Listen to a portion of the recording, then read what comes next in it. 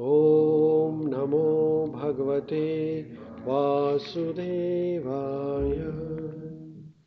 Hare Krishna. So what we will do is to revise what we have done as of last week. I have a little quiz competition for everybody. Is that okay? Yeah.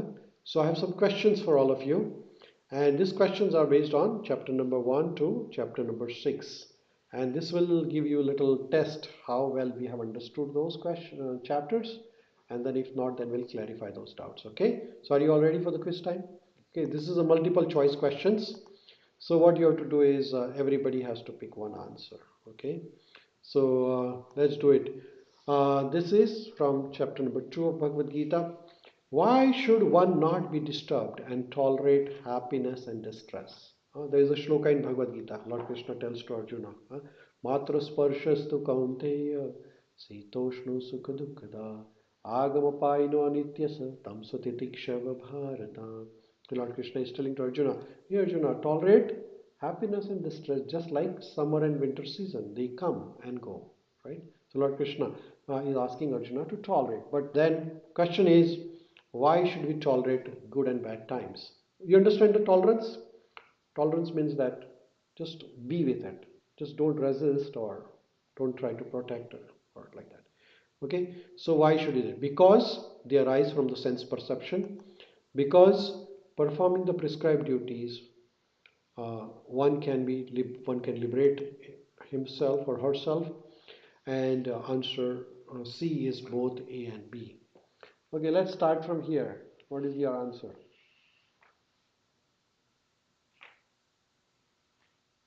No? Then you say pass. Pass. No, you don't know the answer? Okay. Oh, you want to answer? Okay, go ahead, go ahead. Both A and B. His answer is that A and B both is okay. Why?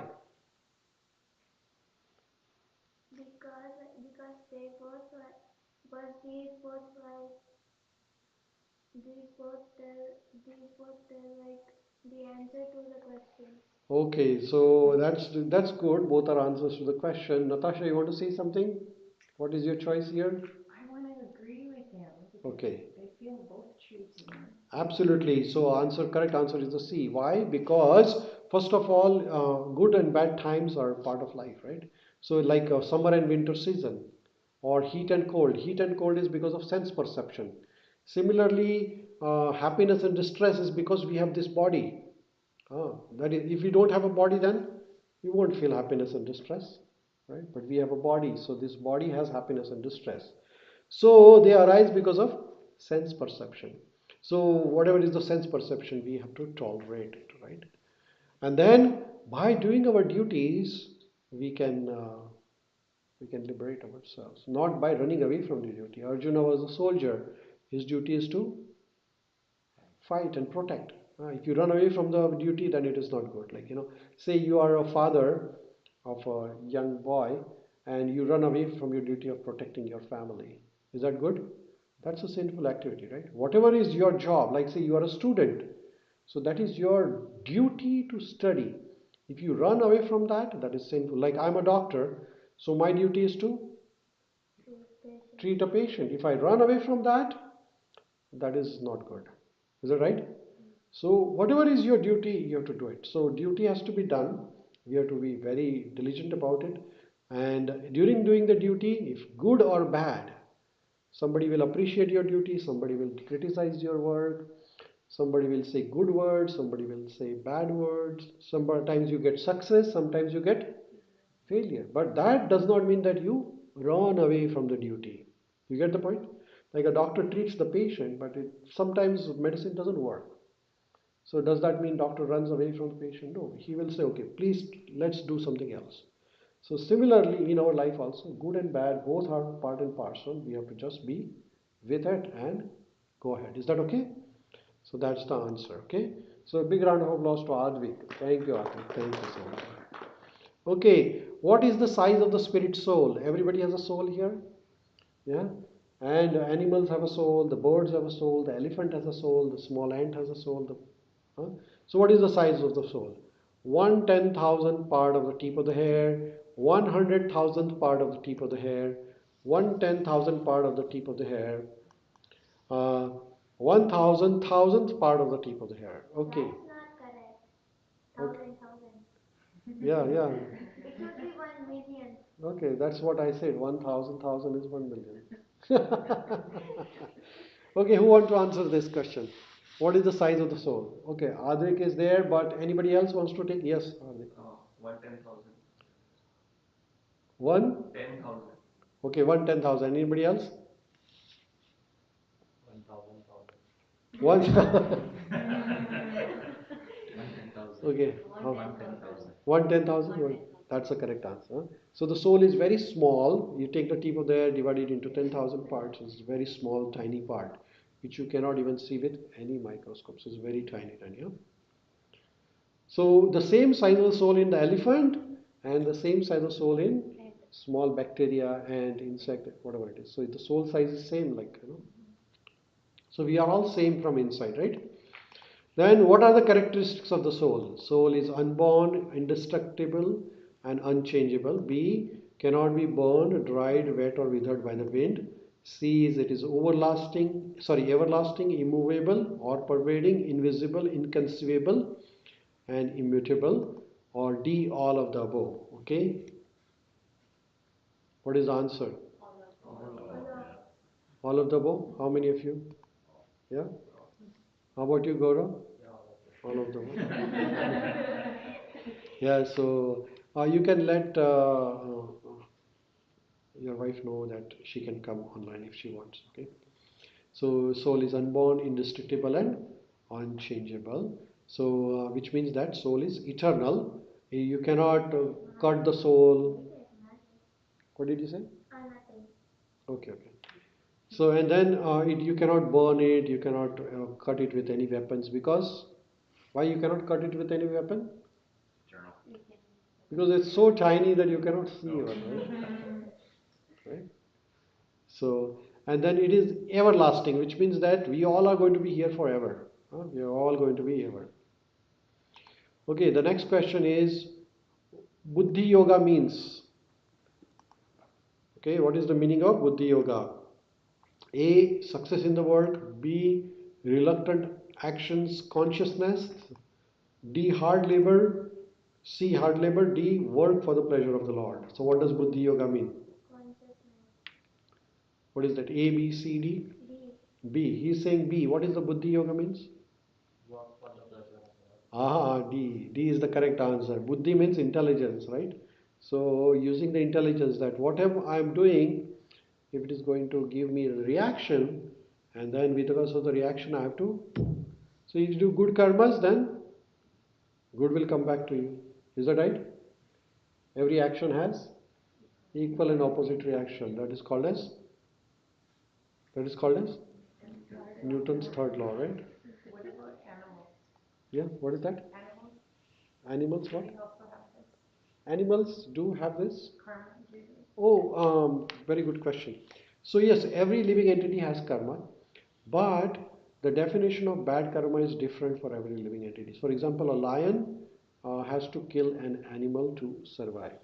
So for lion, killing a say goat is natural. The lion will not be punished for killing a goat, but we will be punished for killing a goat. Why? Because to kill another animal is not our thing. We can survive on the plants or fruits or vegetables. Well, lion cannot survive on the plants or fruits. So lion has to kill. A cow will never eat meat. Even the cow is going to die, she will never eat meat because the cow is designed to eat grass. A goat will never eat meat. We are also designed to eat vegetables. So like that. So anything which we go against the law is bad karmas, you know. So humans are originally not designed to eat or kill animals, you know. So animals do not have bad karmas. So For my dog ate a bag of cookies from the farmer's market this yeah, morning, yeah. and she knows she's not supposed to. All Does she have karma? oh, dog doesn't have a karma. No, no, they are. So that is the difference between human and animals. Okay, what is the difference between human and animals? So dogs also eat, we also eat, dog also sleep, we also sleep, dog also has fighting with another dog, we also fight with another human being. Dog also produces children, we also produce children. So all the animals do the same thing as we are doing. So what is the difference between human and animal? Humans can think what is good or bad, but animals cannot. Oh, animals can think what is good and bad. They are very smart actually. We Animals are can pretty smart nowadays. They are well trained. Anybody wants to say something? we can serve our karma to Krishna. Yeah. Go ahead, go ahead. Think that's called buddhi. Yeah, I think that is the human buddhi can yoga. We know how to liberate from the actions to reach to Krishna, Right, but right. not That's everyone. absolutely right. So we have this higher consciousness. Oh, why I have to take birth again and again? If I'm a spirit soul, if I'm a Atma, then why I take this body? Like your body is different, your body is different, your body is different, right? And then uh, I was born in a particular family, then I will die, then I have to take birth again. Why am I doing Body this? like clothes. What is that? Yeah, body is just like a cloth. Yeah. So we have to change our body, right? When the time comes, then the body will be finished. So why am I forced to take birth again and again? That is called intelligence. Huh? So Buddhi Yoga means having this question that why do we people suffer? How can we avoid this suffering, repeated birth? Can you avoid birth? No, Can you avoid death? no, Can you avoid disease? no. Like, is there any medicine which will you take it and you will never fall sick? Is there anything like that? Or is there any medicine by which you will never die? So that is a Buddhi Yoga. That is called intelligence. Huh? So Bhagavad Gita gives you answer for that. Okay, let's next go to the next one. Uh, Here. Why one should not be attached to the results of the work? Because it causes bondage. Acting without attachment leads one to the path of liberation. Both A and B, none of this. Both A and B. Now both and read. Yes, that's the correct answer, right? Both A and B. Because when we are attached to the results, then it causes bondage. So it affects us also. And acting without attachment, giving all the results to Krishna, we are free, right? We are not worried about it, right? As like a little baby, when he or she is dependent on parents, then she doesn't have to worry. Parent has to look after the food and shelter and clothing. Baby has no worries. Similarly, more we dedicate all our work to Krishna, then Krishna has to worry about the result. We don't have to worry about the result because it's his work, right? So we are here to do our best and leave the rest to Krishna, right? So next one is, which of the following of the two is better? Renunciation of work or work in devotion, or both A and B? Or D is none of the above? Work in Which of the devotion. following is better? Work in devotion. Work in devotion. Isaac? Krishna? Both A and B. Both A and B, okay. Pass. Work in devotion. Work in devotion. Work in devotion. Gaurav? Both A and B. So the real answer is Krishna gives this in Bhagavad Gita in chapter number 5, where Arjuna asks, which is better, sannyas or working? You are asking me to. Huh? Renunciation of work. Renunciation of the work means give up the work. Oh. काम छोड़ देना. Then no. Renunciation means you run away from the work. Like Arjuna is saying, hey Krishna, should I fight this war, run away from this war, or I work for you? Which is better? Work for you. Work for Krishna is better, right? That's right. So working any time in devotion is much better than running away from the work, right? So that's good. Okay, let's do the next one. Next one is why a Krishna conscious person is not affected by sinful reaction. A. He performs his duty without attachment. B. He surrenders the results to Lord.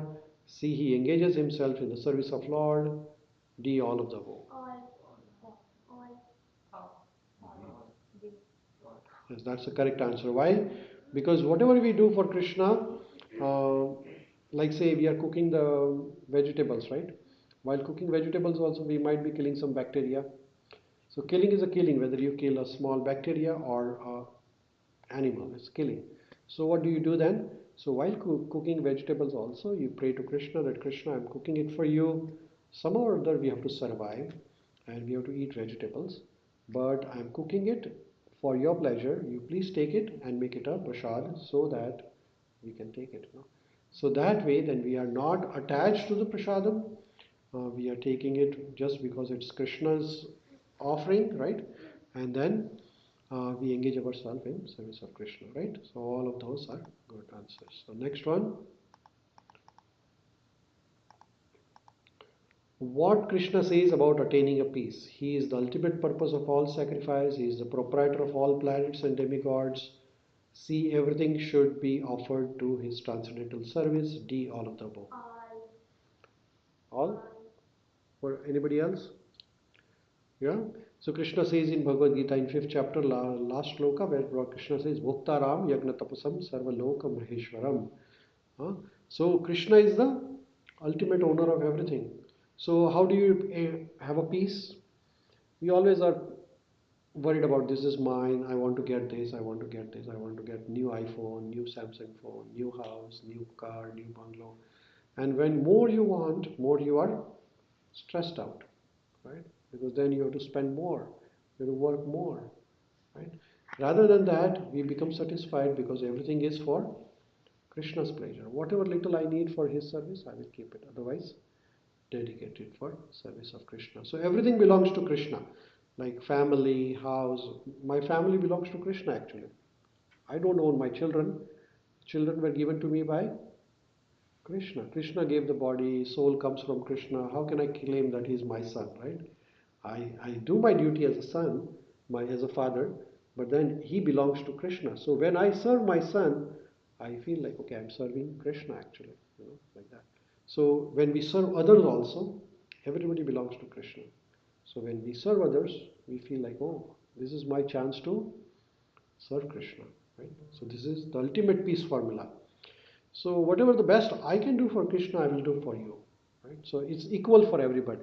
I won't look at you differently than him, because I'm serving Krishna, and that is my ultimate aim of the life, right? So it's a real peace-giving solution, right? You don't worry about anything else. Okay, let's do. I think we are running out of time. We will do one quick quiz here. Okay, one, two, and three. Okay, these three pictures. Okay, is this karma, akarma, or vikarma? Vikarma. Vikarma. You don't know? Karma, akarma, or vikarma? Karma means, who will tell me what is karma? Yes. Karma means normal action that we're doing. Karma means sinful action. Uh-huh. And akarma means action for Krishna. Amazing. This boy is amazing. Thank you so much. Arvind. Thank you so much. So this is vikarma, akarma? Vikarma. Vikarma. That is correct. Karma is, as he rightly said, karma is doing all the actions as per the prescribed rules and regulations. Like say you are a student, or you're a professor, you're a doctor, pharmacist, whatever it is, do your duty. Yes. What does that picture show? Which one? Near the alcohol one. Oh, this one, the next one. These people are killing others, terrorists. Oh. Yeah, there are some people who kill others. So one guy is drinking, one guy is snatching the purse, other people are ready to kill others. These are vikarmas. Vikarma means against the rules and regulations, right? Okay, let's go to the next one now. Okay. So is this karma, akarma, or vikarma? Akarma. Karma?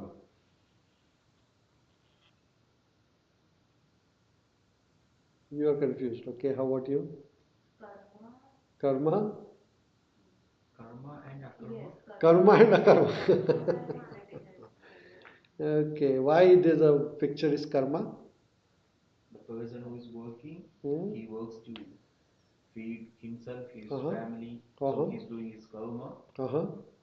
and he will be get bondage. Uh-huh. If it is good or bad, Okay. the other saints are chanting Uh-huh. or they are praying. Mm-hmm. They are not doing it for themselves, I believe. Mm-hmm. It's akarma. They Okay. are dedicating to the God. Okay, that's good. That's good. Let's do another one. Another one, okay? Okay, this one, a soldier saving a baby. Is it a karma, or vikarma? Karma. Or you saying Isaac is saying karma, Karma. karma, Karma. karma. Okay, let's do this. The same guy, karma. Uh, this lady donating to a poor man. Is it karma, akarma, or vikarma? Karma. Karma, karma, karma. Is Akarma. Okay, akarma is saying he karma. Okay, now correct answer is karma because everybody is doing their duty. You know, like a lady is donating because you are supposed to give donation and help others. You know, this is our duty to help people. That is karma. But now let's do this the same thing and with the thought. I am able to do this because of the blessing of Krishna. I am offering all the results to Krishna. Now, Akarma. Akarma. so same karma becomes Akarma. how? Just by adding that line, right? So in our life, also we do all our karmas, but add this line. What is the line? I am able to do this because of blessing of Krishna. So I am offering every result of this to Krishna. So what happens when you do a karma? You are working for God. So what happens when you do a karma? No more. No more reactions, right? So that's right. So when you have a good karma, then you get good results. Then you have to take birth to enjoy the good results. When you do bad karmas, you have bad results. So you have to take another birth to suffer from bad karma. So in our life, there is good and bad package. Why? Because we have done some good karmas in past life and some bad karmas in the past lives, right? But in this life, if we start doing akarma, then what will happen? No more positive or negative balance. So this will be our last life. Then you don't have to take birth again. That is the principle of akarma. You get the point? Yes. What if that makes you detached from people? So if you're not supposed to think about um, relations or feelings or attachment, as you say, if I want to help a person who is my friend or my family, and I'm not supposed to let my attachment or emotions get in the way and think that I'm serving to Krishna, wouldn't that make me detached from my family or my friend? Like, I need that emotion, I need those feelings in order to maintain that relationship. Yes. It's gonna come in the way anyway. Yes. Yes. So that's a very good question. Like our relationship, our emotions are very powerful, and uh, you see, emotions can be your weakness or it can be your strength. And in the case of Arjuna, the same emotions became his weakness. When the fight was about to begin, Arjuna was a soldier. He was so much attached to his family and friends that he started crying. He says, "Oh Krishna, I cannot do this." Because when emotions are misdirected, they becomes your weakness, right? So in our life also, when we are too much attached to the people around us, then the same attachment can become the cause of our weakness. But then we channelize that emotion of love or compassion or affection for our family members and friends in a proper direction. What does that mean? That I love my family members and friends, but when I'm serving them, when I'm loving my father or mother, I love them and serve them as a representative of God. What does that mean? Like, say, I'm serving my son and I'm serving him, he is a representation of Krishna, which means that I have no expectations out of this deal. When I'm serving someone, say, I'm serving you as my brother or sister, then I expect something out of it. When I do good, then you expect something good back. But when somebody gives you something wrong in return, like you do good and then people don't appreciate, then what do you feel? You feel low, demotivated, right? Or no matter how good we do for our family members and friends, they do not say anything good for us. But when we do it for higher pleasure, then we don't worry about good or bad coming out of it. Because we are doing it for somebody else, which is for Krishna's pleasure actually. So while serving Krishna, I am serving my family. While serving Krishna, I am serving society.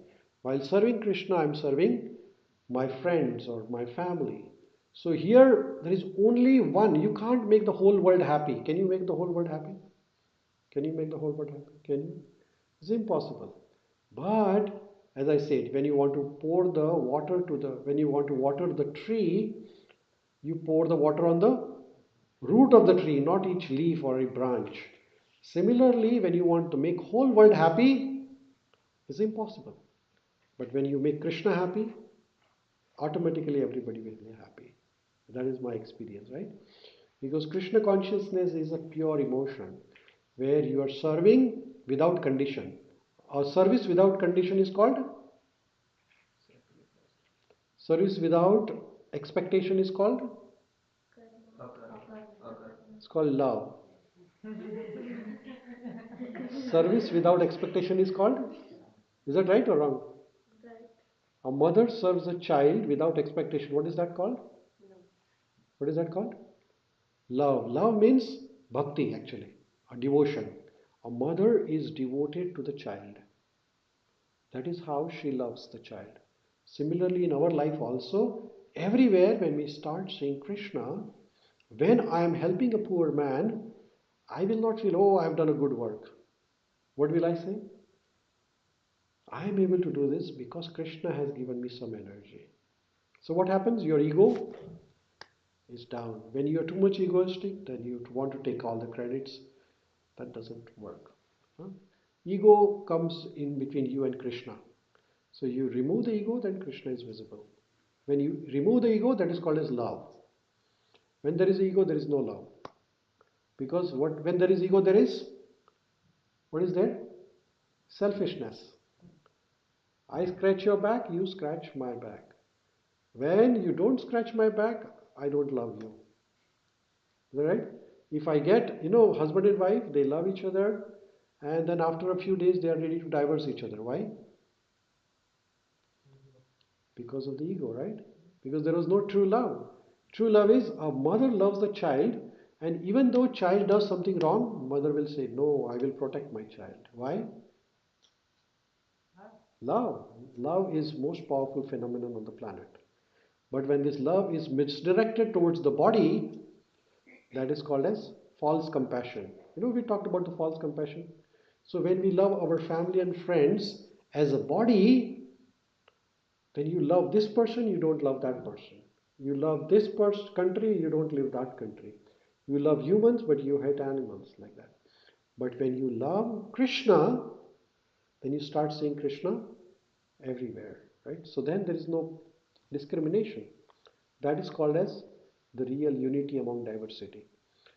No matter how artificially we try to do it, it will never happen. There will be discrimination of black and white, uh, Indians and this and that, and people have so many discriminations. But if you really want to bring whole world under one umbrella, it has to be spiritual practice. Materially, you can't bring everybody together. Discrimination will always be there. When we go into society, people discriminate with your color, people discriminate with religion, people will identify you with the nationality, because everybody has this external vision. Going beyond that body is the spirit soul, and we all are same inside as a soul. And when we start loving each other as a soul, then you will love each other. Otherwise, so-called love is a show, right? So that is what it is. Does that make sense to you? Yeah. Okay, so we will, I think we have summarized quite a bit. So now we will go to the chapter number 7 of Bhagavad Gita. Last week we finished 6 chapters. Is that okay? I think we almost running behind. Yes, you have a question? Are we gonna finish Bhagavad Gita till next Saturday? Looks like that. We will try. If Because not, we're at 1/3 of the chapter. yeah, no, we'll try. But if not, then we might extend the sessions. Is that okay? Yeah. Okay, let's do this. So, as of now, we have finished 6 chapters of Bhagavad Gita. And first chapter was Arjuna Vishad Yoga. Arjuna was crying. Second chapter was Lord Krishna explained Sankhya Yoga to Arjuna. So, a person who knows the Sankhya Yoga is a Sankhya Yogi. Then Lord Krishna gave Karma Yoga and Jnana Yoga, Divya Jnana. And then Lord Krishna explains about the Dhyana Yoga, also Ashtanga Yoga, right? So Sankhya Yoga, Jnana Yoga, Karma Yoga, Ashtanga Yoga. So all these are different types of yoga, and the person who practices this is called as yogi. So there is a karma yogi, there is a gnani yogi, there is a dhyana yogi, there is a raj yogi, there is a hatha yogi, and like different types of yoga. So who is the best yogi? Who is the best among all the yogis? Dhyana yogi. Who is the best? Dhyana. You don't know? Okay, how about you? How about you, Gaurav? Gaurav? You don't know? Okay, so we did a shloka from last week from the Bhagavad Gita, chapter number 6.47, last shloka of Bhagavad Gita. We did it. What is the shloka says? You can repeat after me. Yogi namapi sarvesham madagatentarātmana shraddhavan bhajate yo mam same yukta tamo mataha.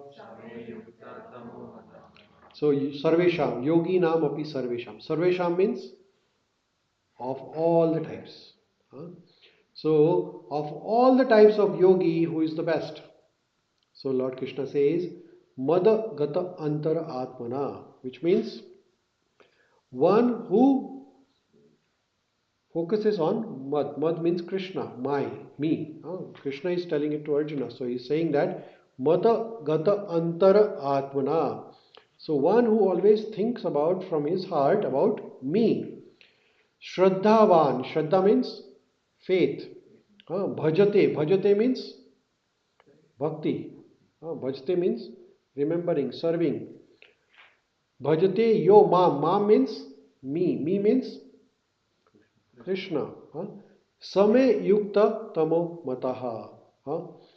He is the Same yukta tamaha. Yukta tamaha means the greatest. So he is greatest among as per my mataha. Mata means opinion. So Lord, what is the translation of this shloka? So Lord Krishna is saying, can you read loudly, Vishnu? And all of yogis, the one with great faith who always, thinking of me, Krishna, renders transcendental loving service unto me, Krishna. He is the most intimately united with me in yoga and he is the highest of all. That's my opinion. So here, after giving different types of introduction to Sankhya Yoga, Karma Yoga, Nishkam Karma Yoga, Buddhi Yoga, Gnana Yoga, Lord Krishna is telling us Dhyana Yoga. Then Lord Krishna is saying, Arjuna, if you really want to be the best of all yogis, then Bhakti is the best. That is what it is. Bhajate. Bhajate means Bhakti. Bhakti means service. So now Lord Krishna is introducing a science of Bhakti Yoga. Lord Krishna has not told anything about Bhakti Yoga as of now. He was indirectly telling about Bhakti through karma, Bhakti through jnana, Bhakti through Sankhya. So Bhakti can be done variety of ways. Like karma can also become Bhakti, and that is what third, fourth, and fifth chapter is about Bhakti Karma Yoga. So you can serve Bhakti Krishna through your karmas. But now Krishna is saying that I'm telling you that if you do direct bhakti, that is the best of all. And so, what is that direct bhakti? And that is what Lord Krishna is going to explain in. Now, next 6 chapter is all about bhakti, nothing else, right? So, here, of the best yogis, Madagatendra, always thinking of me. What does that mean? Always meditating upon me. What does that mean? Always doing my bhakti. That means Jnana Yogi is the best yogi. Yes, Dhyan Yogi who is meditating upon Krishna. That is called bhakti. Dhyana can be done on variety of things, as I say, dharana and dhyana. So say you are focusing on a sound vibration, say music. That can also be. People can focus on the breathing, pranayam, yama, niyama, asana, pranayam. Pranayam means focusing on the breathing. So you can do dhyana on the, can you do dhyana on the breathing? Hare Krishna? Can you do dhyana on the breathing? Yes? You can focus on your breathing, right? Right? You can focus on a picture also. You can focus on a candle light also. So there are a lot of variety of dhyana. But the best dhyana is to focus on Mata gate antaratmana, always thinking of me. So here you can see a yogi who is focusing on the super soul in his heart. You can see that? Everybody of us, like when they say you focus in between the two eyes, you see that? You put a tilak here. Yeah, I have a tilak. In India, ladies put a bindi dot here. You know that? And Lord Shiva has a third eye here. Huh? You know that? So what is the significance of this middle point of the eyes? Huh? In focusing.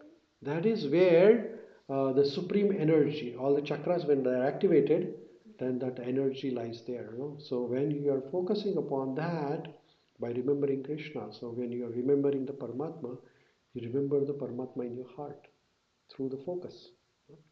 So then chakra gets activated.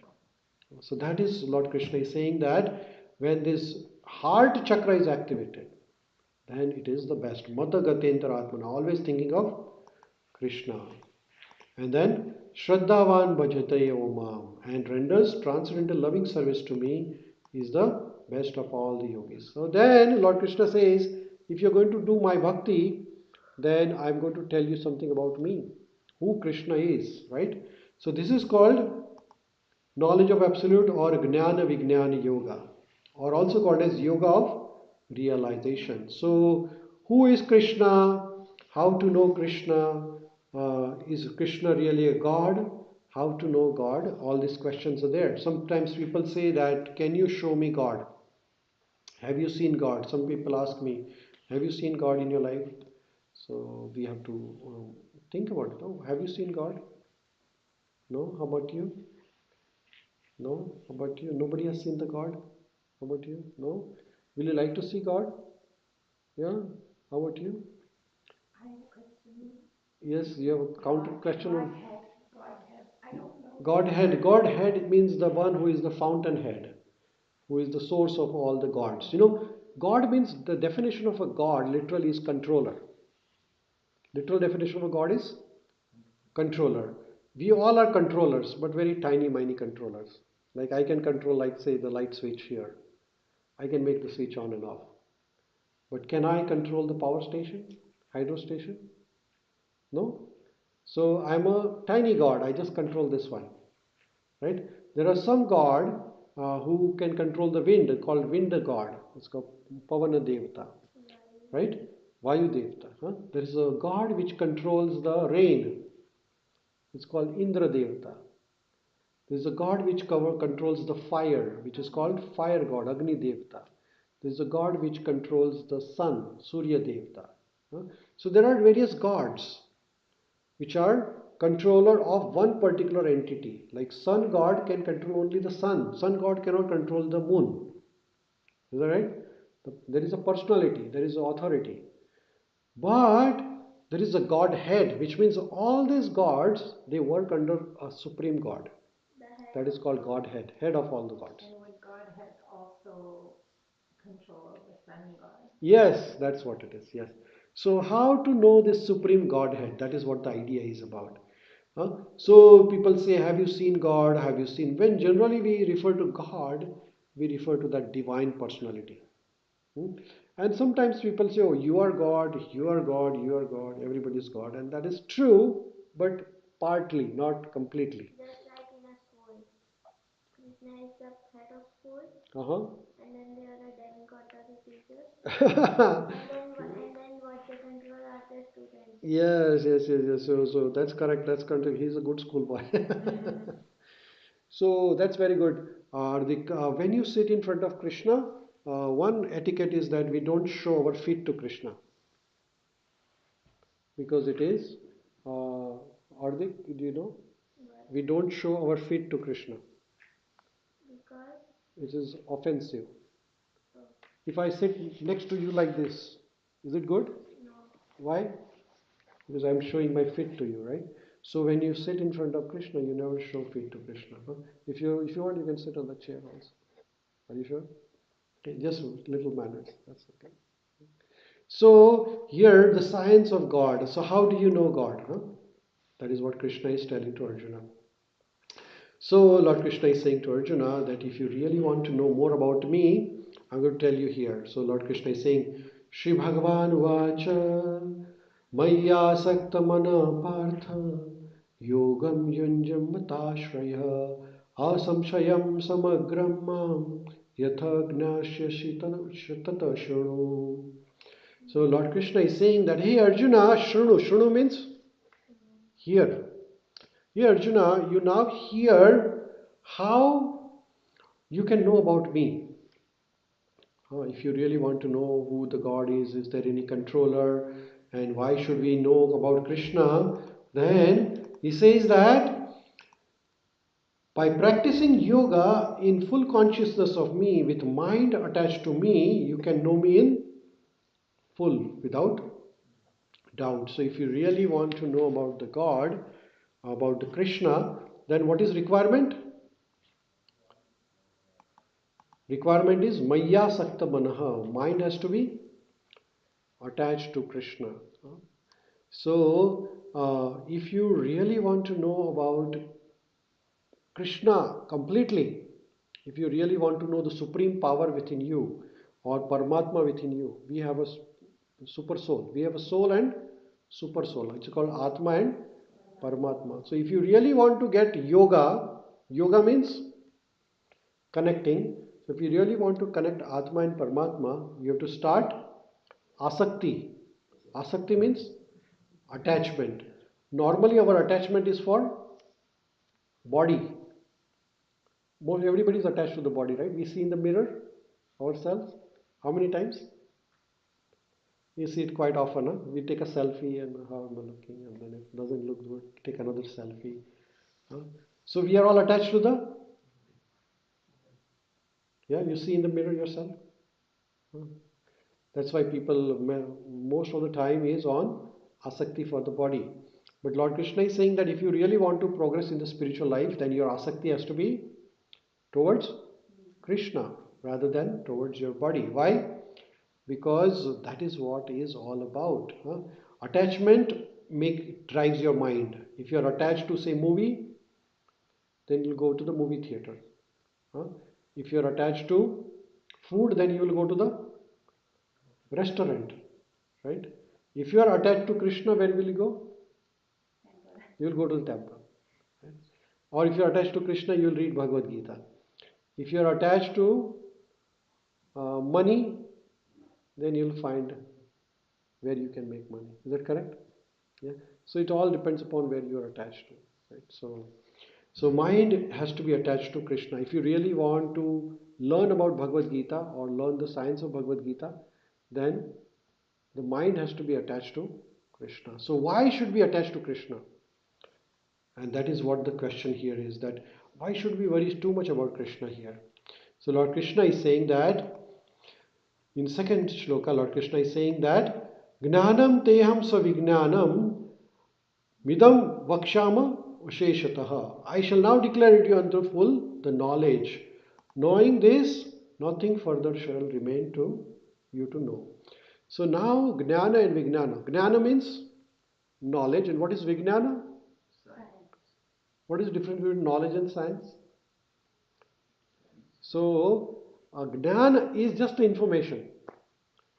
And when you put it into practice, it is called Vijnana, Vishesha Gnana, when you apply it in your life.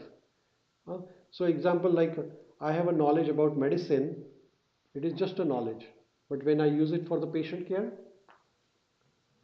it is called Vijnana, it is called science. So, knowledge when it is put into practice is called science. Alright.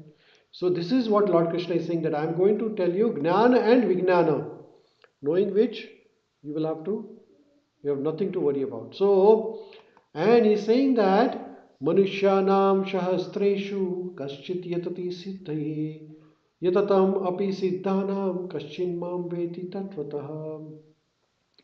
Sahasra means thousands. Manushya means human. So among thousands and thousands and thousands of humans, only very few will understand which I am going to tell you. And so he says, out of thousands among the men, one may endeavor for perfection, and of those who have achieved the perfection, hardly one can know what I am going to tell you about now. So what is Lord Krishna is going to tell? Lord Krishna is saying that Bhumi apaha nalavayu khamamano buddhirevacha ahankar itiyam me bhim bhinna prakriti ashtada. So now Krishna is telling to Arjuna that, hey Arjuna, this bhumi means earth, water, air, ether. These are the five elements, which is called Pancha Mahabhuta. What is it called? So our body is composed of five elements.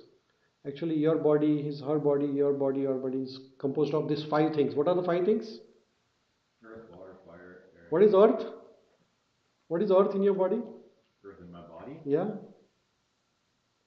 My whole body? So body is composed of earth. What does that mean?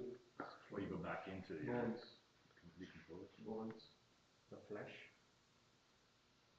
So earth has all the minerals, right? Calcium, iron, magnesium, everything is there. Our body is composed of those, right? Earthly elements. When we burn the body, what happens? All those elements go back into the earth, right? When you bury the body, all the elements will go into the earth. So our body is made up of earth. What does that mean? Our body is made up of elements from the earth. And then when we burn the body, all Pancha Mahabhuta goes back. Vilin. It's called Vilin ho jana, which means merging back. Then water. Is there water in our body? How much? 70% in our cells, and in our brain 90%. 90% of the brain is water, right? So earth, water, fire. Where is fire in our body? Stomach. What is stomach? Fire? Acid. Hydrochloric acid. There is hydrochloric acid which creates the fire, right? There is a fire in the belly, that is why we are able to digest all the food, right? When you are hungry, it's like a fire in the belly. Then air. Where is the air in your body? In the lungs, in the cavities, in the abdominal cavity, in the chest cavity. Wherever there is a cavity in our body, there is air. And then there is the ether. You know ether? What is ether? Please come. Correct. Huh? What is ether? Yeah, soul is separate. So, bhumi, apaha, anala, vayu. So this come is ether. Ether is an invisible uh, uh, energy which connects all the energies together, which is ether, right? So this earth, water, air, fire, there has to be some sort of a connection between everything, right? Otherwise, how the things run without connection? That connection is ether, okay? And then mind, intelligence, and ego. All these eight together constitute my separated material energy. So Lord Krishna is saying that, hey Arjuna, I have one energy which is called material energy, and I have another energy called spiritual energy. So material energy means eight things. Which are the eight things we talked about? Earth, water, air, fire, ether, mind, intelligence, and very good. So eight things are material energies, right? So these are energies of Krishna. Now these are eight inferior energies we talked about. Bhumi, apaha, anala, vayu, kham, mana, buddhir, ahankara. Right? So these are, out of these first five are in the gross body. In this body, gross body, which is visible. And then the next three, mana, buddhi, and ahankar, this subtle body, yes. So we have a subtle body which you cannot see, right? So that is, and then, so these are inferior energies. Inferior means which is just below, and there is something higher. What is superior energy? So superior energy is Atma. You understand? Soul. So Lord Krishna is saying, Aparayamitastvanyam prakrutim viddhi me param jiva bhutam mahabaho ye yedam dharyate jagat. What does that mean? Beside this, O Arjuna, there is another superior energy of mine. So these are inferior energies. And then the Atma. Atma controls the inferior energy. You understand this? Like I'm being the living entity as a Atma, I'm exploiting all the material energies. I'm killing the trees, I'm destroying the environment. I'm exploiting actually, We all are exploiting, right? We are using all the material energy as much as possible, like cutting the trees and making the houses, digging the earth and making the houses, or digging the earth and taking the petroleum. So what are we doing? We are exploiting, whom? Material energy. Why? Because we are superior to material, right? That is why we are able to exploit, right? So, which we should not be doing, but that is the human tendency. When you are superior, you exploit inferior. That is what the natural tendency of all human being is. Animals don't do it actually. Animals are also living entities, but somehow or other, human have this tendency.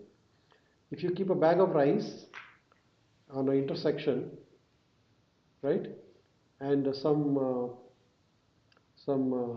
pigeons will come, and what will they do? How much? Well, they will eat whatever is required, right? Like every pigeon will eat little, little, little. Maybe 100 pigeons will eat. Will any pigeon will take away the whole bag at home? No. Isaac? No? Why? Can't carry it.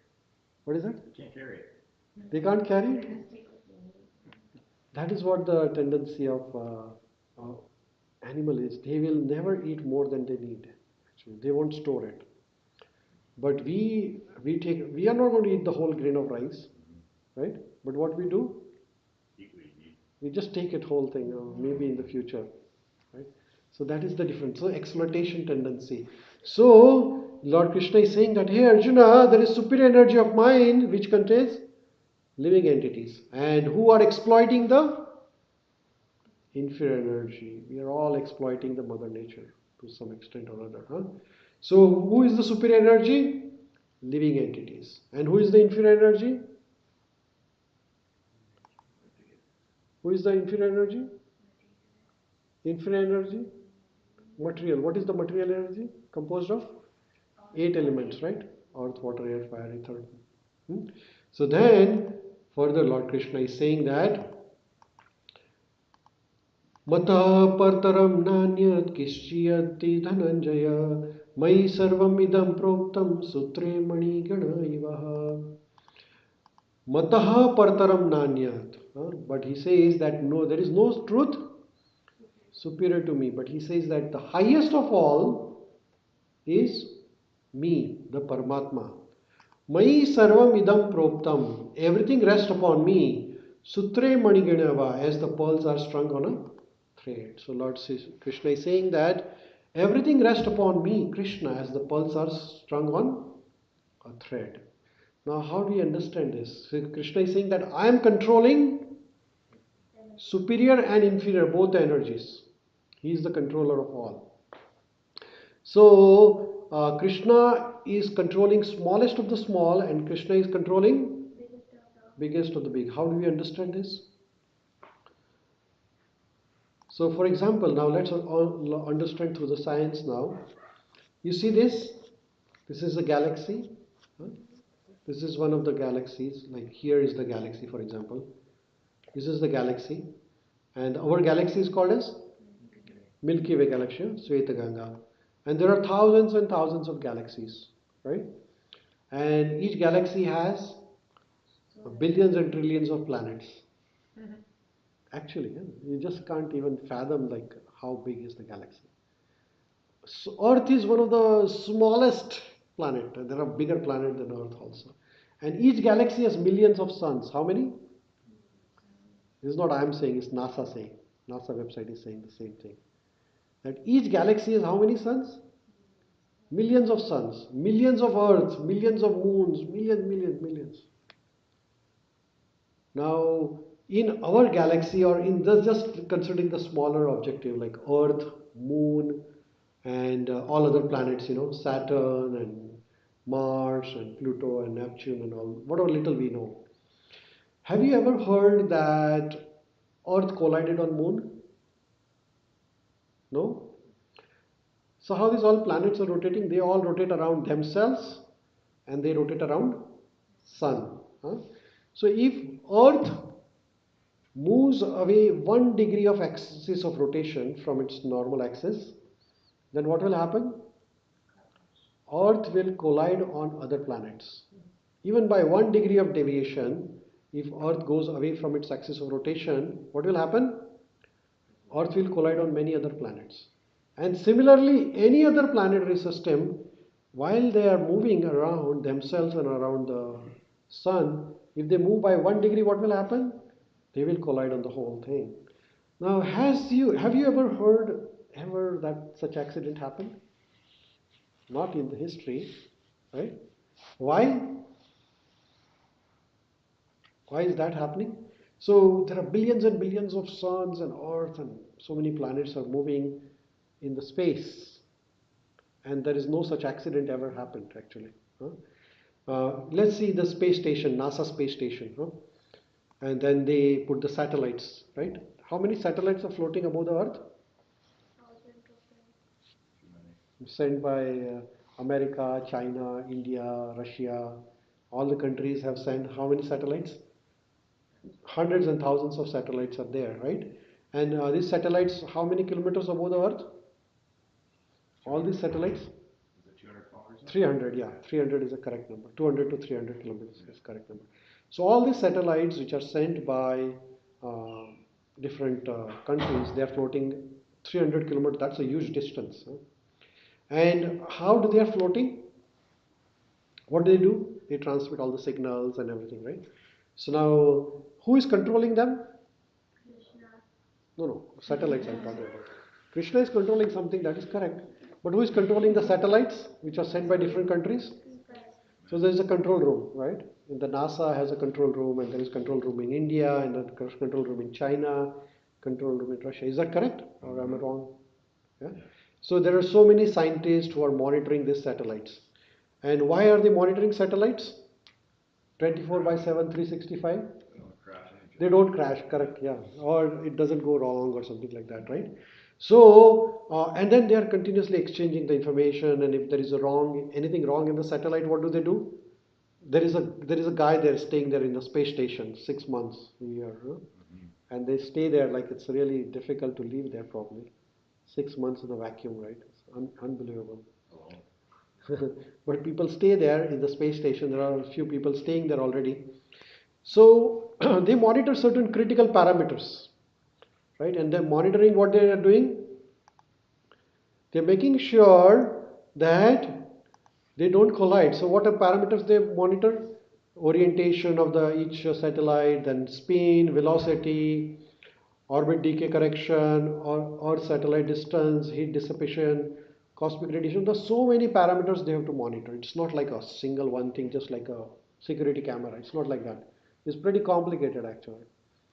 And they are managing all these operations. Still, some of the satellites fail and they collide, and then accidents do happen, right? Can you imagine all if somebody says that all the satellites are floating there and nobody's monitoring them? Would you believe that person? How about you? How about you? Why? If somebody says that, oh, all the satellites are just floating without any control, what do you call that person? Crazy. Crazy guy, right? This doesn't know that what's happening actually, right?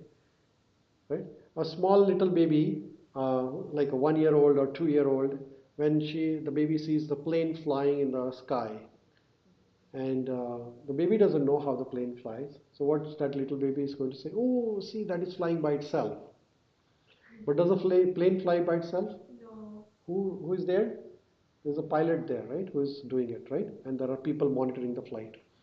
Similarly, when we see this galaxy,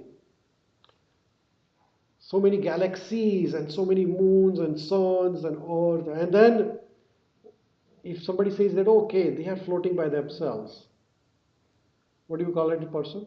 Crazy. What will you call him? Crazy.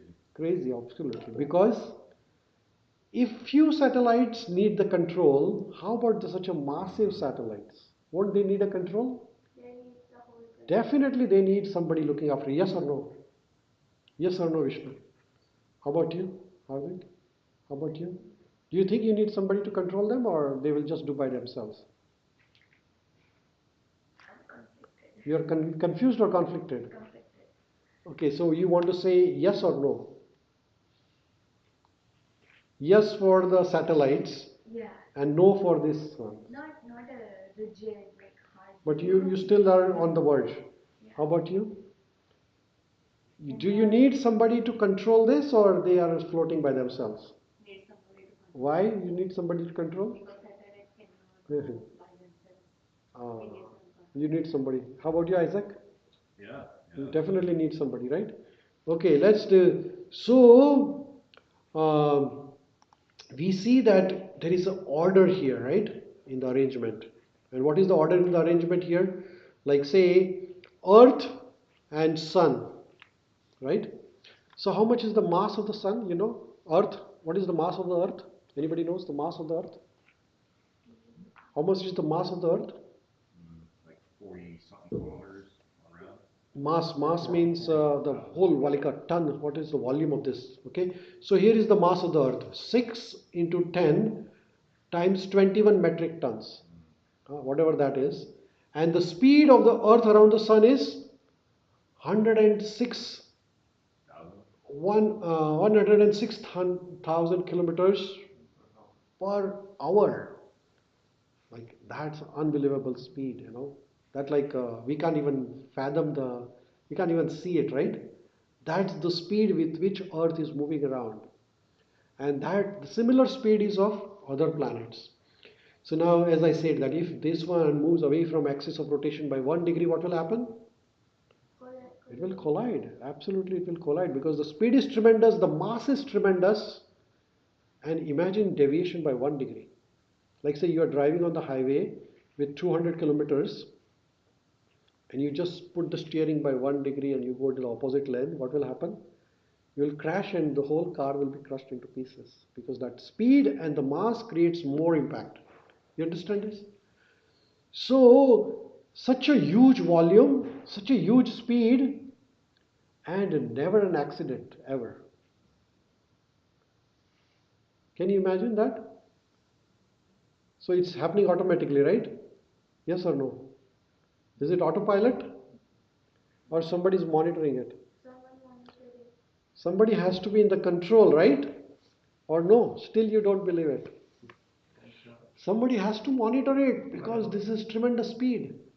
Not a question like, is there any explanation for the mass extinction that happened in a Jurassic World, like an asteroid? I have little idea about that. Let's understand it another way. Okay, let's me ask you. The question is here. Who's this? Mona Lisa. Yeah, that's correct. And who is the artist? Leonardo da Vinci. Leonardo da Vinci. That's correct. This boy is a really smart boy. Okay, who is this? Well, this is a painting called as Landscape, and very famous painting sold for millions of dollars. The artist is David Copenhagen. That means Copenhagen, the capital of Denmark, is named after him. Ah, very good, very good. Nice, nice, nice. And then there is another artist. His name is John Green. He painted this. Looks like a real picture, right? This is a painting, and this is also sold. So when there is a art, there is a artist. Huh? If I say Mona Lisa came from nowhere, Mona Lisa picture came from nowhere, you will say, okay, this guy is a fool. Why? Because there is some artist who put the picture. Is that correct or no? Right? When there is a art, there is a artist, right? Now, you see the beautiful plants, flowers around you. How beautiful those plants are designed. Roses, each rose has very special color. Each rose has special fragrance. Each flower has a very special color. Can you make that in a factory? No. You may be able to make an artificial flower in a factory, but that flower will be missing the fragrance of it, right? You can make something artificially, but you cannot make it in billions and trillions of numbers. How about this? A beautiful bird with so many colors. A beautiful toucan. Can you make it in a laboratory? No. It's impossible, right? So when there is a creation, there is a creator. This is a picture, photograph. You walk by a beach and you see this beautiful scene, and Uh, somebody has created this, right? I read that everything in nature that's created has the Fibonacci sequence, which is a mathematical equation Uh-huh. that equals 144, which I saw that this was a number in our book. Was it last week? We were seeing Diana as 144 seconds of focus. Oh yeah, yeah, So yeah. this number 144. Oh yes, yes, yes. This world of Fibonacci is like this. Yes, yes, yes, yes, yes. Yeah, absolutely. So Please. everything is very, Very precise. Yes, everything is precise. Absolutely artistry. correct. Correct. Correct. So then, when there is a art, there is artist. When there is a creation, there is a creator. When there is intelligence, there is intelligent person behind it. Huh? So if somebody says that the whole world is running by itself without any controller, the whole world is created by without any creator, the whole world is planned without any intelligent plan maker, I would not believe that person. Would you believe? No. It's hard to believe that computer is created. Like say, if I walk, I'm just walking by, and I find a beautiful watch on the street, and I say, "Oh, this just watch dropped from the sky. Nobody made this watch." Would you believe that person? No. Why? Because everything is created, so we won't believe it, right? Similarly, in our world also, this is a beautiful creation, and the one scientific theory is the Big Bang theory. What does Big Bang theory says? What does it say? The creation of the universe. Of how?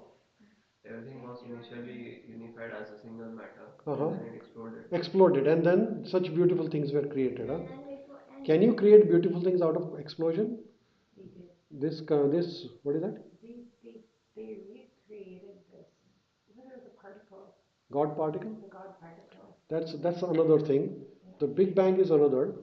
Big Bang is saying that the whole creation is because of explosion, and the same principle was given to Newton, Isaac Newton.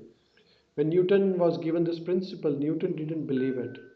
So what he did is that one day he invited his friend for a dinner, and Newton, what did he had a beautiful car, and he separated all the car parts into, well, everything car was dismantled, different pieces, and then he put it in front of his house, in the front yard. And then his friend came into his house for the dinner. He said, Newton, what did you do? You just dismantle whole your car? He said, yeah, now I'm going to make a big explosion. And said, what then? So he says, from the explosion, another beautiful car will come out. He said, that's not possible. So Newton is saying that, yes, that's what I'm going to explain to you guys, that the whole creation, which is so beautiful, with so many beautiful plants and birds and insects, and how can you imagine that the creation is created after explosion? Huh? Beautiful thing has to be created by intelligence, by design. Somebody has to be very carefully controlling it.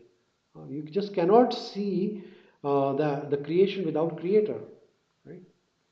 So when there is a law, there is a right. When we have a law, traffic law, right? What is a traffic law? Red light stop, green light go. If you cross the red light, then you will be punished, right? Why? Because you break the law. And who made the law? Government of Canada made the law, or police department made the law. Is that right? So when there is a law, there is a lawmaker. Like there is every place has a law. Like this building has a law. No smoking, no meat eating, no gambling, nothing allowed in the building. So we created a law for this particular building. religious laws.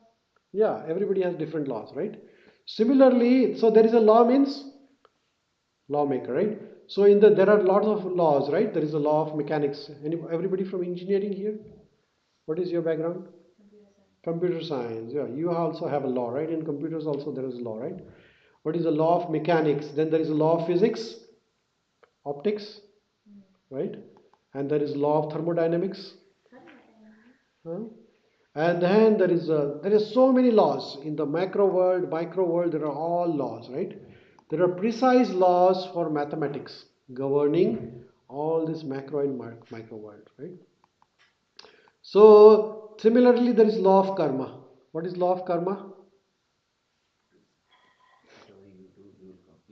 Very good. Good things will come back to you with the good, and bad will come back to you.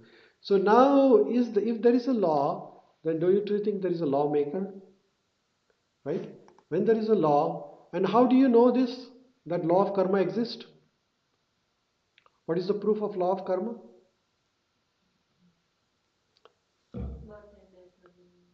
What is the proof that law of karma exists? What we do, we get it back somehow. Have you ever seen bad things happening to good people? Mm-hmm. People are super nice, but all of a sudden they face the problem. Have you seen that? Yeah, Karma. that is karma. Some sort of a karma coming back to you, right? Uh, can you control your birth? Did you choose your parents? Yes or no? Did you choose your parents? Did you choose your parents? How about you? Did you choose the country of your birth? No. Did you choose which city you want to get born in? No. Then how did that happen? Did you choose your body? That I want to in this body? I think so, on some level. Huh? On to some level? Chose some of these things. How? Like when we were souls, we were having a meeting. What do I need next to learn? So you chose by doing your karmas. Is that correct? So whatever you are getting now is because of your karma. Otherwise you would have been born in a very poor family where there is no food. But you were not born like that. Why? Because you have some good karma. So birth, beauty, intelligence, these are not random events actually. These events are controlled by some sort of a law, which is law of karma. So when there is a law, there is a lawmaker. Huh? To understand this, you need a science. Actually, science makes you to understand God much more, or controller. Everybody sees this. What is this? What do you see? What do you see? What do I also see engine. But if I am a car engineer or mechanical engineer, then what would I see? What would I see? What would so many I would so all the parts I would know by heart. Is that correct? So, but we are not a car mechanic, or are you? I've worked on a lot of cars and I would not work on that. Yeah. So the person who knows about it can see it. We all can also see it. So what is the difference here? We all are seeing and a car mechanic seeing it. Knowledge, absolutely, absolutely, right? So seeing is one thing, but seeing it with the knowledge is another thing. You understand this? And that is why when people say, can you show me God? Then God exists around us. But we don't have a knowledge. And that is why we cannot see it. Like if this car is broken and I've opened the front cover of the car, I see the engine and the mechanic sees the engine. What is the difference? He can find the problem. I cannot. Why? Because I don't have a knowledge. Similarly, the God is everywhere around us. But what is the problem? We do not have a knowledge. We don't have information. Huh? That is why people don't see the God around them. But once you go through Bhagavad Gita, I guarantee you, you will feel and see the God around you. Why? Because now you have the vision. Now you have the energy to see it. Now you have a power to see it. But for so long, you did not have a vision. And that is what Lord Krishna is giving through this Bhagavad Gita. Our supreme energy. Imagine you are with the supremely powerful energy around you, with you always. Then how much powerful you will be. You can do everything and anything. Why? Because now you are connected with Supreme Soul, Super Soul, Paramatma, God with you. And whenever there is this supreme energy with you, the victory is guaranteed. When Arjuna was seeing Krishna, Shishi Gaur Nitai ki jai, Shishi Sitaram Lakshman Hanuman ki jai, Shishi Radha Shri Jagannath Baldev Subhadra Srila Prabhupada ki jai, Nitai Gaur Premanande. When Arjuna heard the Bhagavad Gita and he started seeing Krishna as the source of everything, the victory was guaranteed to Arjuna. So, when we have this supreme energy with us, when we are connected with that supreme energy, which is called yoga, when you become truly a yogi, then the sky is the limit. Why? Because you become more powerful by connection. You see, when you are, for example, there is an electric connection here and I put my finger in the electric inlet, what happens? Outlet?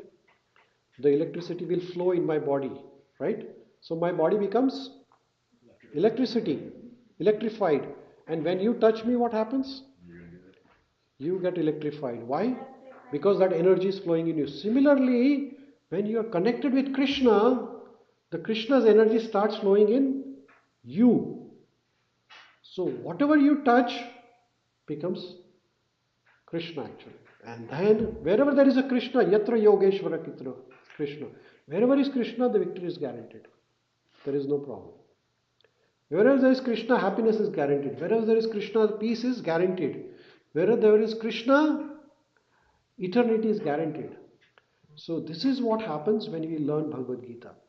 As I said, with the engine knowledge, you can see the problems because you have now engine. Similarly, with the knowledge of Bhagavad Gita, what will happen? What will happen? We can know more about Krishna and we can feel. We can know everything about Krishna and we can start seeing Krishna in everything and everything, anything around us. And immediate connection. You see, there are different ways to connect with Krishna. One is through Karma Yoga, Jnana Yoga, Astanga Yoga, Dhyana Yoga. But Krishna is saying to Arjuna that shortest route is Bhakti. Why? Because with Bhakti, you can start seeing Krishna immediately in everything. And that is what is the supreme energy. The supreme energy instantly starts flowing in your body. And at that moment, you become charged with the divine energy. That is called Divya Drashti. Have you heard one? This Divya Drashti? Arjuna was given Divya Drashti by Krishna so that Arjuna could see the divine vision of Krishna. And what does Drashti means? The vision. Vision means seeing with knowledge. Just seeing is one thing, but seeing knowledge is another thing. So now Krishna is going to tell Arjuna about himself. And he's saying how you can start seeing Krishna everywhere. Would you like to know about it? How about you? Would you like to know? Why would you like to know? Because? Because? Why would you like to know about Krishna? Because that is the only way to liberate them. Because when I start knowing about Krishna, I can start seeing Krishna everywhere. जब आप ज्ञान रहेगा तो भगवान दिखेंगे. Without knowledge you cannot see it, as I gave the example with the engine, right? So Krishna is giving the information. He's saying rasoham apsu kaunteya prabhashmi sasi shuryah pranavah sarva vedeshu shabdakhe paurasham rusho. So Krishna is saying that rasa means taste. So Krishna is saying that, hey Arjuna, I am the taste of the water. Does water have a taste? Yes or no? Water have a test? Yeah? Oh, taste it. Taste Yeah. it. Yeah, absolutely. Yeah? I think so. How about you? Tasteless? Actually, science describes it as colorless, odorless, tasteless substances of water. But is water tasteless? Water has a taste, right? When do you feel the taste of water? When you're too thirsty. Just imagine, like, you're thirsty and you're not getting the water, and all of a sudden you're in the forest and you see the freshwater lake and you drink that water. So tasty it is. Is that right? Have you had that experience? The water from Yarrow River, Uh-huh. the Buddhist monastery, Yeah. the well there tastes So well, right? Yeah. good, Yeah, so yeah. different than anywhere else. Yes. Even like a water from the waterfall is really different than the water coming from the tap water. Yeah. Have you tried that? Mm-hmm. Even the bottled water has different taste than every water has a taste actually. Like water in Canada tastes different than water in India actually. And then in India also different cities have different taste of water. Maybe because of chemicals they might be adding. But anyway, water has a test for sure. Like if you go to Himalayas and drink the fresh water, it has separate test. That's the real mineral water.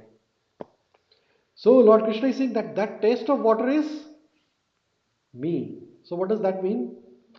When we drink the water, actually we remember Krishna because that water is coming from. Can you make water in the laboratory? No. Can you make water?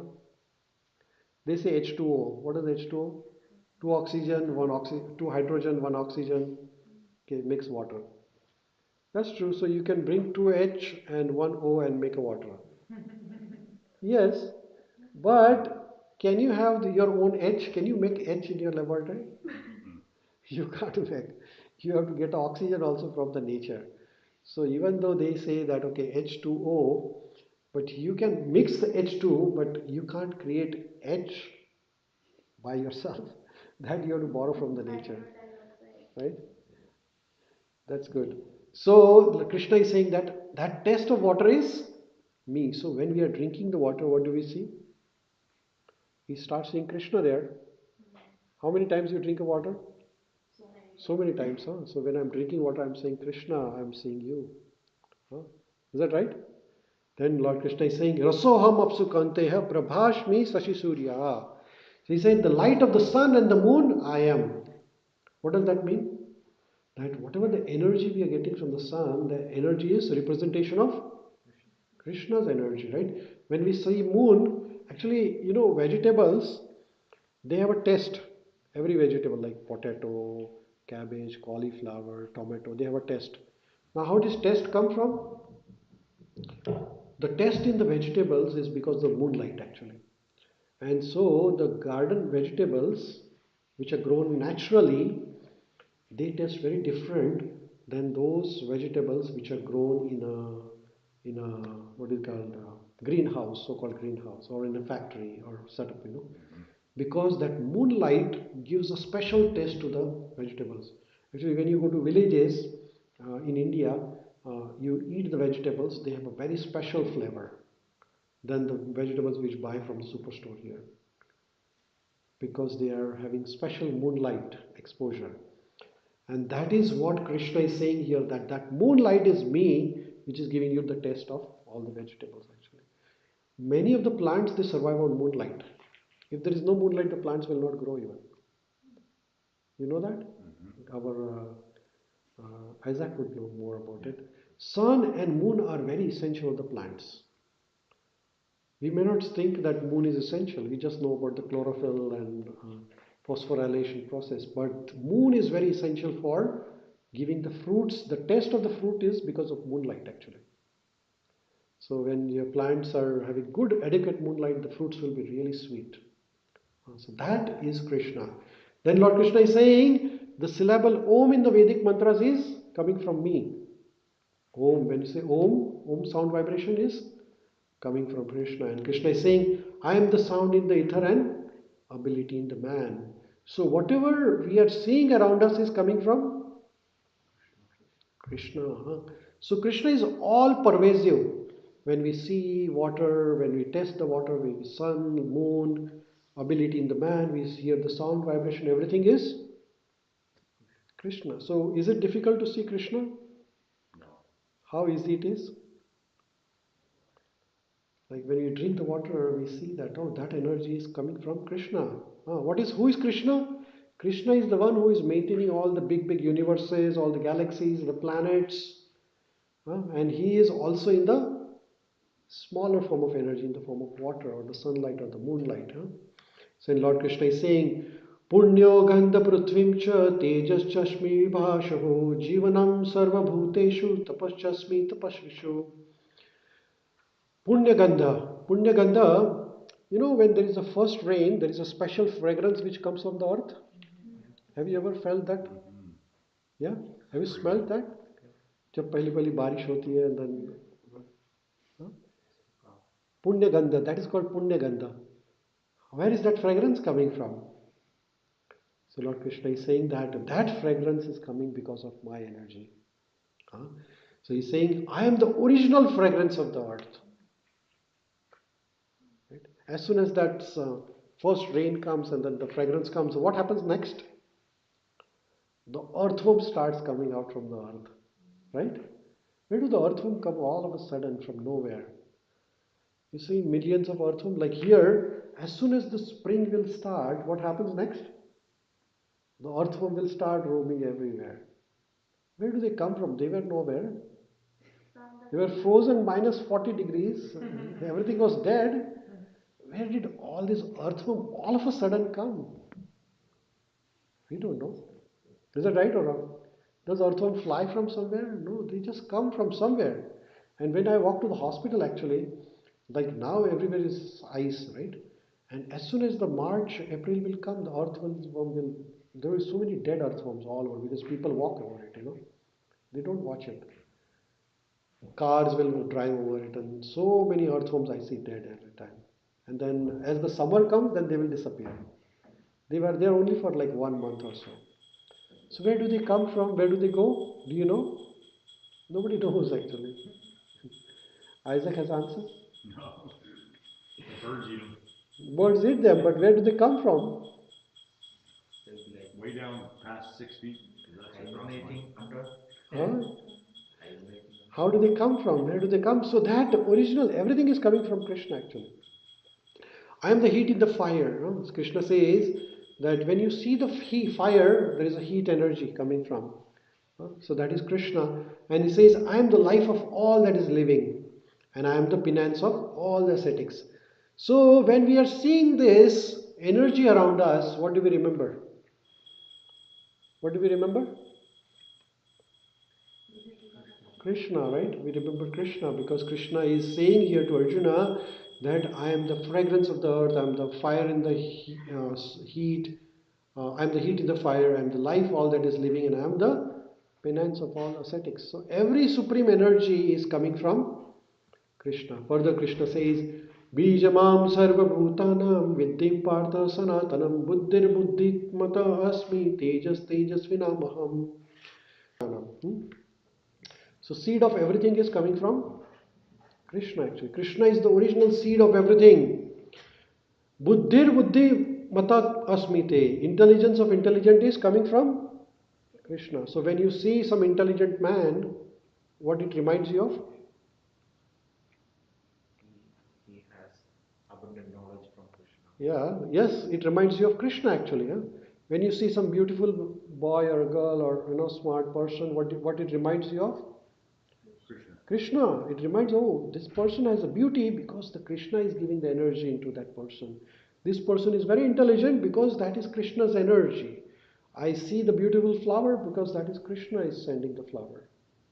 I see the sunlight because Krishna's energy. I am drinking this beautiful or very tasty water because of Krishna's energy. So everything wherever we start seeing Krishna.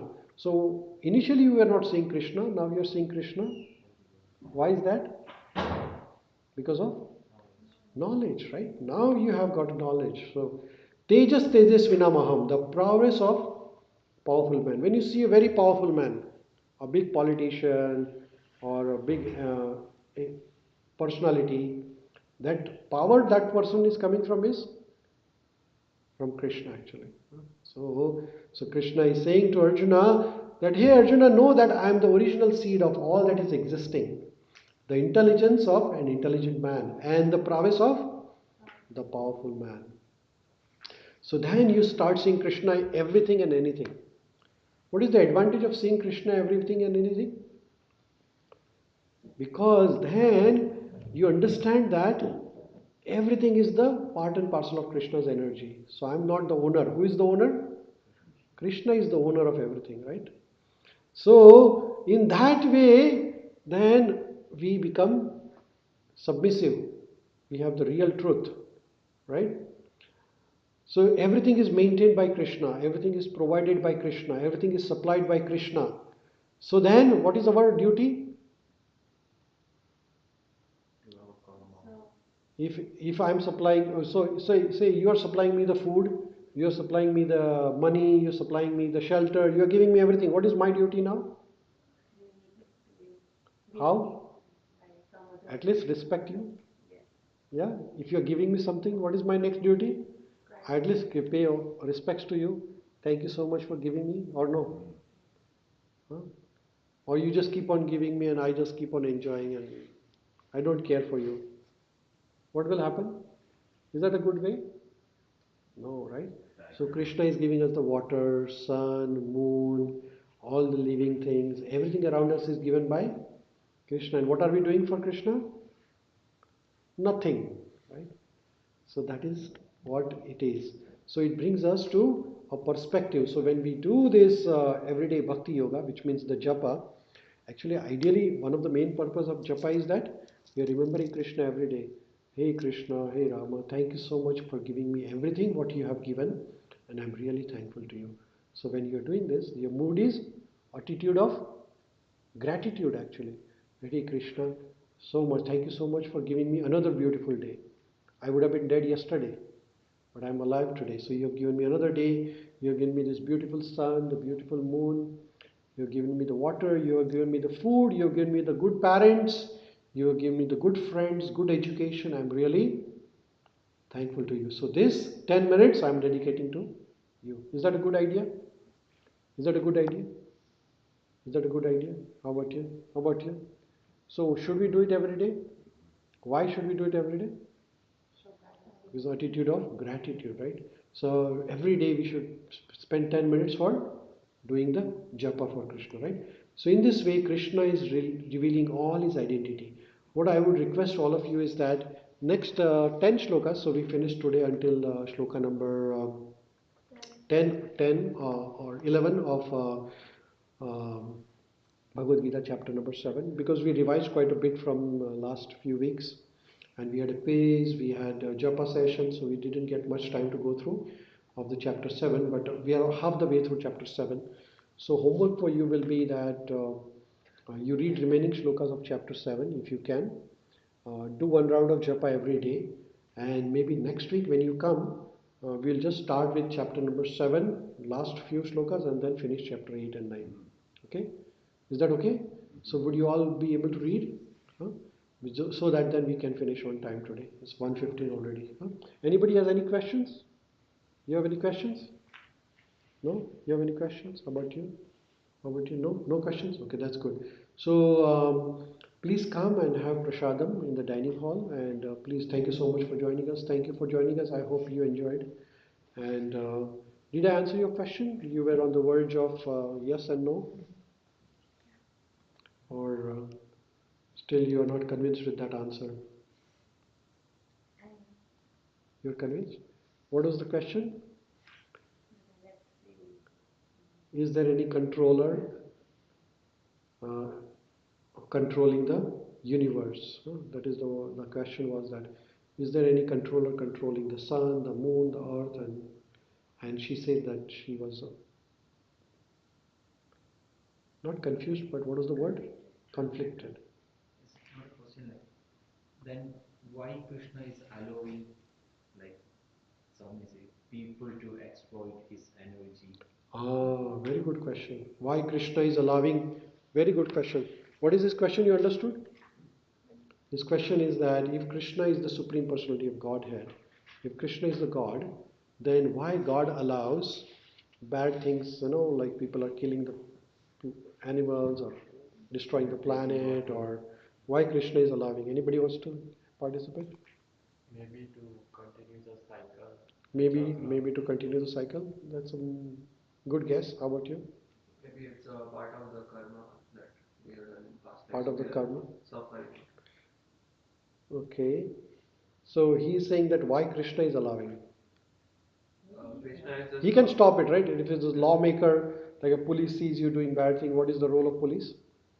To stop you. So why Krishna is not stopping? We are supposed to decide it by ourselves and have the knowledge to make decisions for ourselves and not good and bad things. Yes, He that's also that's. intelligence because of his reason only. Krishna has given you intelligence. So Otherwise that's he wouldn't that's have very given close it. answer actually, very correct answers actually. So we are Krishna's energy, we are superior energy, and material energy is inferior energy, and superior energy has been given little freedom. We have given a choices. Huh? Krishna, when they say that when you love someone, let them free. Huh? Is that right? Have you heard this before? If you love someone, let that person go free. Don't force anything upon that person, right? That's called love. So Krishna loves us. So, but Krishna has given us little freedom. What is the freedom to Krishna has given us? Either you do good or bad. It is up to you to decide. He is not going to force you. If you do bad, you know what's going to happen, right? You will be in the jail. And if you do good, you will be set free. Government also makes the jail, right? Every government creates a jail. Not that government wants everybody in the jail, but everybody should know that if you do bad, then you will be in the jail. Is that right? Similarly, Krishna has given you the freedom that if you do good, then these are the outcomes. If you do bad, these are the outcomes. Now it's up to your choice. Krishna is saying in Bhagavad Gita, Bhagavad Gita is a handbook of life. It's a user manuals. How to get out of this jail. We are all in the jail, right? And then the jail has a law. If you obey the law, you might be out of the jail quickly. If you're not, then you will be in the jail for ever, right? So here, as he was asking a question, why Krishna doesn't stop? Because Krishna has given you little freedom to choose from. Government has given a freedom. You either become a good citizen or bad citizen. Government will not force you. But once you do wrong, then the government will put you in the jail with the law. Is that right? If you do good as per a government rule, then government may give you prize, some sort of reward or something. So government gives you freedom. Similarly, Krishna has given you little freedom. You have a choice whether you want to read Bhagavad Gita or read a newspaper. It's up to you. If you read Bhagavad Gita, what will happen? You will understand the laws of nature, laws of karma very properly. You will understand about Krishna. You will understand about the purpose of your life. Like that. That's a good question. Anybody has any other questions? No? Okay, perfect. So let's go for Prashadam. Thank you so much. So next Saturday is the 11th. We are supposed to finish by next Saturday, but we might have to extend. And then what's going to happen is that after next Saturday, then I'm going to India on 14th of February actually. So I go to Toronto and then to India. So I'm not here for 1 month. So 4 weeks we'll have break, and then when I come back, then we'll start again. Is that okay? Meanwhile, in this 4 weeks, when I'm not here so next week we are meeting, and the week after that, then I will be in India. So when I come back on March 13th, then we'll meet again. Is that okay? Only if you take us. To India? Yes. Oh yeah, let's go. I don't mind taking everybody to India. You want to join us this time? I mean, I will be going